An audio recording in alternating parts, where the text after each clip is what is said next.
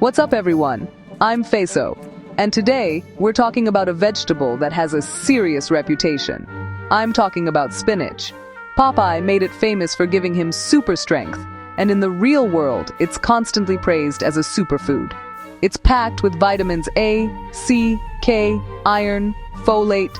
The list goes on and on. We're told to load up on it in our salads, smoothies, and stir-fries.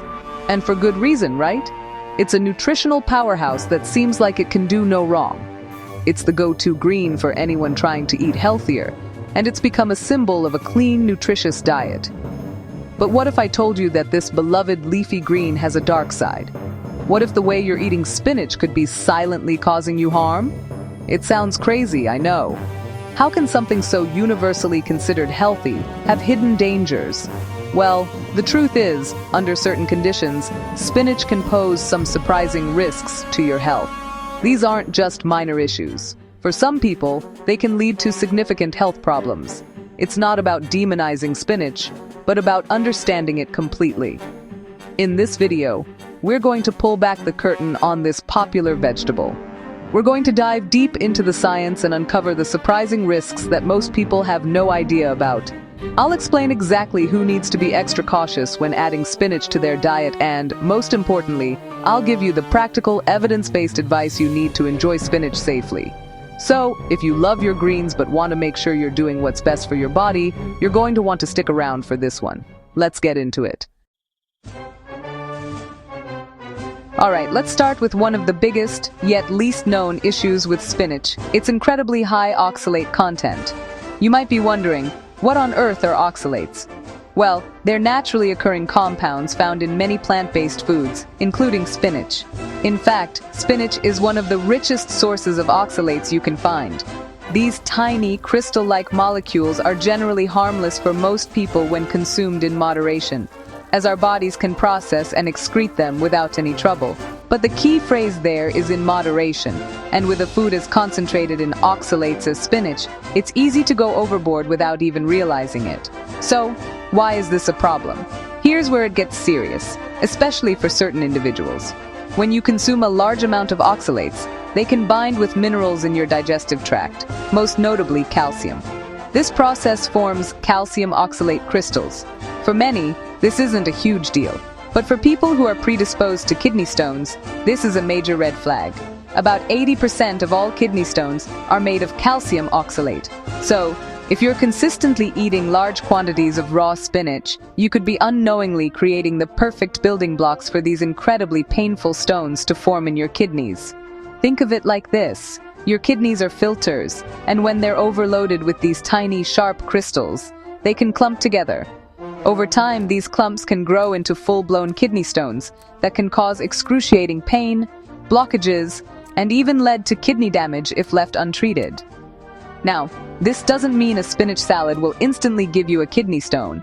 The risk is highest for those with a personal or family history of kidney stones, or those who have certain gut conditions that increase oxalate absorption. It's a cumulative effect, a risk that builds up with repeated high-dose consumption. So, if you're in that at-risk group, what can you do?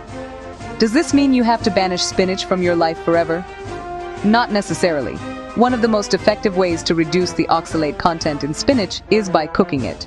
Boiling or steaming spinach can significantly lower the amount of soluble oxalates as they leach out into the cooking water. Just be sure to discard that water afterward. Pairing spinach with a calcium-rich food, like cheese or yogurt, can also help because the oxalates will bind to the calcium in your gut rather than in your kidneys, allowing them to be excreted more safely. It's about being smart, not scared. Next up, let's talk about something called nitrates. Now don't panic. Nitrates are naturally present in many vegetables, especially leafy greens like spinach, and they're a normal part of a healthy diet. Your body even converts them into nitric oxide, a beneficial molecule that helps relax blood vessels and improve blood flow. So, in their natural state, nitrates in spinach are actually good for you. The problem doesn't lie with the nitrates themselves, but with what can happen to them after the spinach is harvested and cooked. It's a chemical transformation that can turn something beneficial into something potentially harmful. Here's the science. Under certain conditions, particularly involving bacteria and heat. Nitrates, NO3, can be converted into nitrites, which is NO2. This conversion can happen if cooked spinach is left at room temperature for too long, or if it's reheated multiple times. While our bodies can handle small amounts of nitrites, high concentrations can be problematic. The main concern is that nitrites can interfere with your blood's ability to carry oxygen, a condition called methemoglobinemia. This is especially dangerous for infants and young children, which is why experts often advise against giving reheated spinach to babies. For adults, the risk of methemoglobinemia from reheated spinach is quite low. But there's another concern. Nitrites can react with amines, which are naturally present in protein-rich foods and in our stomachs, to form nitrosamines. Some nitrosamines are known carcinogens, meaning they have the potential to cause cancer. Now, let me be very clear.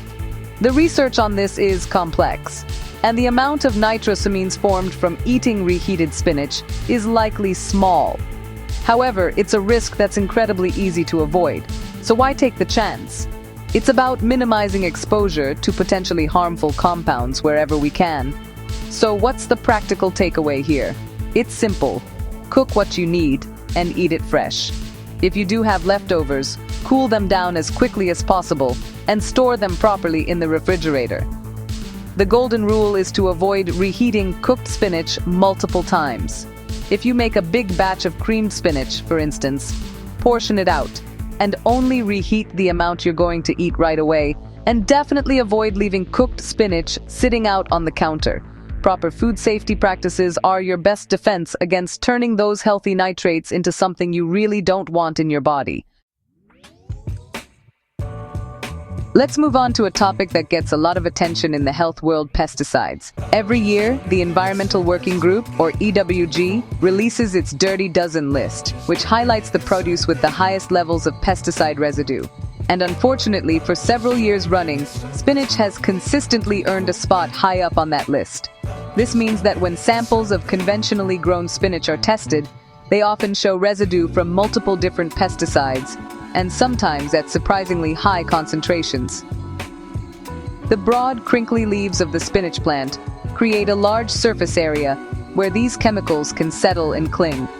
Now, regulatory agencies like the EPA set tolerance levels for pesticides on food, which are deemed safe for consumption. However, there's ongoing debate in the scientific community about the long-term effects of low-level, chronic exposure to a cocktail of different pesticides. We're not just eating one chemical, we're consuming a mix. Some studies suggest potential links between long-term pesticide exposure and various health issues, including hormonal disruption, neurological problems, and an increased risk for certain diseases.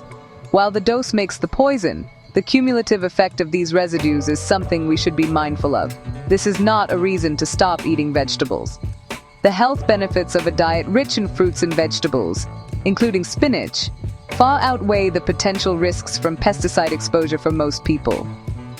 But it is a compelling reason to be smart about how we source and prepare our food. We have the power to significantly reduce our exposure with a few simple steps. Thinking that a quick rinse under the tap is enough is a common mistake. The complex surface of a spinach leaf means that residues can hide in all the little nooks and crannies, and many pesticides are designed to be water-resistant, so they don't wash off in the rain. So, what's the most effective strategy? First, washing is non-negotiable. Don't just rinse it. Take the time to wash it thoroughly. The best method is to submerge the spinach in a large bowl of cold water. Swish it around vigorously with your hands, then drain it and repeat the process a couple of times. Some people add a bit of baking soda to the water, as studies have shown it can be more effective at removing certain pesticide residues than water alone. If it's within your budget and accessible to you, choosing organic spinach is another great option, as it's grown without the use of most synthetic pesticides, significantly reducing your exposure from the start. Finally, let's address an issue that's less common but very real for some people: allergic reactions. We often associate food allergies with things like peanuts, shellfish, or dairy, but it's possible to be allergic to almost any food, including healthy vegetables like spinach. While a true IgE-mediated spinach allergy is rare, Sensitivities and intolerances are more common than you might think.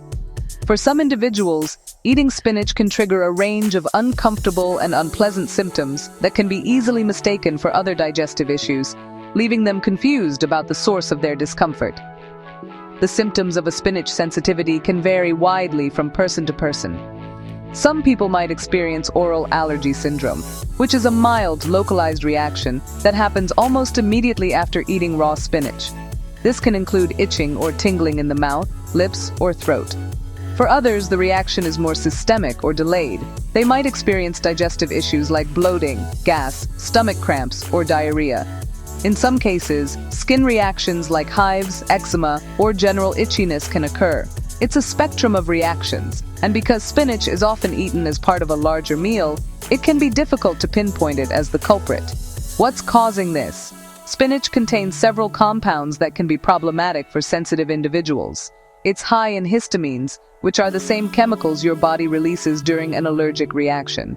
For people with histamine intolerance, eating high histamine foods like spinach can overwhelm their body's ability to break it down, leading to allergy-like symptoms.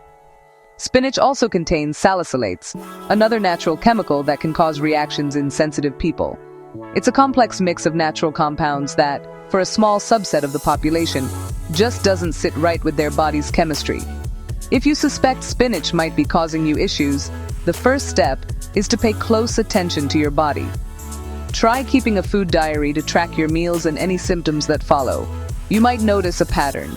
If you think spinach is the problem, you could try eliminating it from your diet for a few weeks to see if your symptoms improve. If they do, then you have your answer. The solution isn't complicated, it's about listening to your body. For most people, this won't be an issue, but if it is for you, the best course of action is simply to eat it in moderation or rotate it with other fantastic leafy greens like kale, Swiss chard, or romaine lettuce. Your body will thank you for it.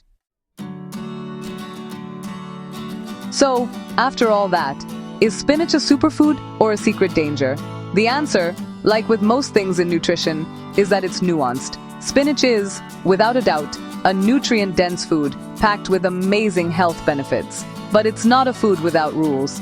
We've learned today that its high oxalate content can be a real concern for people prone to kidney stones, and that its nitrates can become problematic if you're not careful with your leftovers.